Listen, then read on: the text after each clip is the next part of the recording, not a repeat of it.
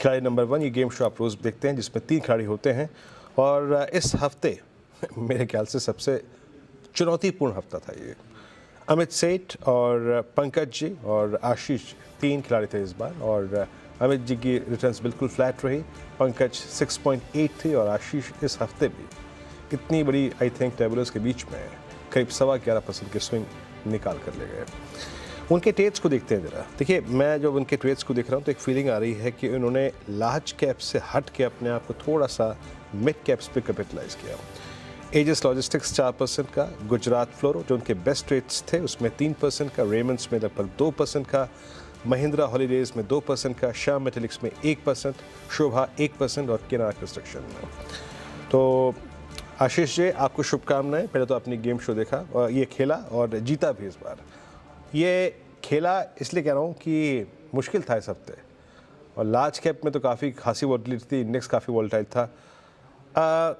क्या आगे के कुछ सेशंस में आपकी अप्रोच क्या रहेगी? क्या अगर मैं आपसे कहूँ कि नेक्स्ट वीक भी आपको ये गेम शो खेलना है तो मिड कैप पे फोकस करेंगे, लार्ज कैप पे फोकस करेंगे, इंडस्ट्रीज पे क्या व्यू बन रहा है आपका? देखिए, पहले तो बहुत-बहुत धन्यवाद ये गेम शो पे जो आप लोग खिलाते हैं, बहुत ही बढ़िया है। और एक और चीज़ मैं जो शेयर करना चाहूँगा, ये 5th कॉन्सेक्यूटिव विन है जो लास्ट मैं खेल रहा हूँ, ये 5वीं बार है मेरे ख्याल से पिछले 2 या 3 महीनों में, और ये कॉन्सेक्यूटिव 5th टाइम मैं जीता हूँ। और अगर टोटल में देखें तो करीबन आई थिंक ये 30th विन है। काउंट नहीं रखा है लेकिन अंदाज़ मेरे ख्याल से ये 30th विन है इस शो पे। तो बहुत ही अच्छा लगता है ऐसे करके। और मैं फिलहाल ट्रैवल कर रहा हूँ, लेकिन एनआईबीएम कॉलेज लास्ट टाइम मैं आईआईएम्स में as a lecturer I was speaking. आज मैं एनआईबीएम में बात कर रहा हूँ, लेकिन मैं यहाँ रुका हूँ जिससे ये शो हो सके। तो बहुत-बहुत धन्यवाद आप सभी का, एंड विशेज़ एंड ब्लेसिंग्स के कारण ये पॉसिबल होता है। और आने वाले सप्ताह में अगर देखें तो बाजार ने आज के दिन में एक बहुत ही इम्पोर्टेंट लेवल ब्रेक किया, खास करके बैंक निफ्टी एक वेज शिफ्ट पैटर्न बनाया बैंक निफ्टी यहाँ पर, और उसने ब्रेकआउट ब्रेक डाउन बहुत क्लियरली दिया है। तो बैंक निफ्टी एक विलन है, एक मेजर कल्प्रिट है, जिसके कारण से निफ्टी में पूरा दबाव बना हुआ है यहाँ पर। मेरे ख्याल से जो भी पुल बैक आता है उधर सेलिंग अपॉर्चुनिटी होगी। बैंक निफ्टी का जो टारगेट नीचे में आता है वो करीबन 50,000 तक जाने की गुंजाइश है। निफ्टी में एक सपोर्ट का जो गेन लेवल है नीचे में 24,728 है।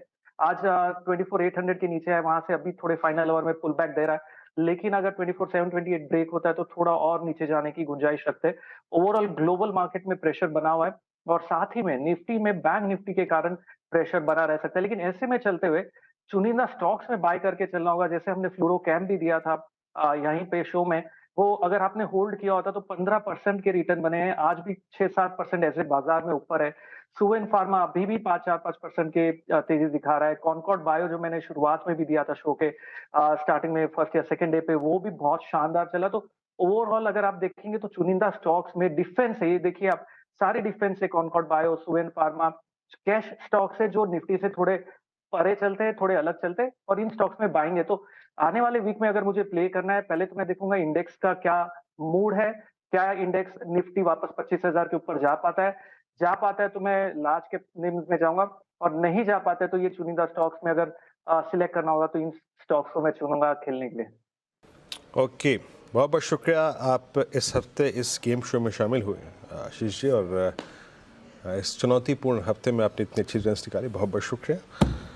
और अपनी यूनिवर्सिटीज़ के लेक्चरर्स को आप एंजॉय कीजिए, और आज भी आपका एक लेक्चर है मेरे ख्याल से, वहीं ठहरे हुए आप, and have a nice weekend.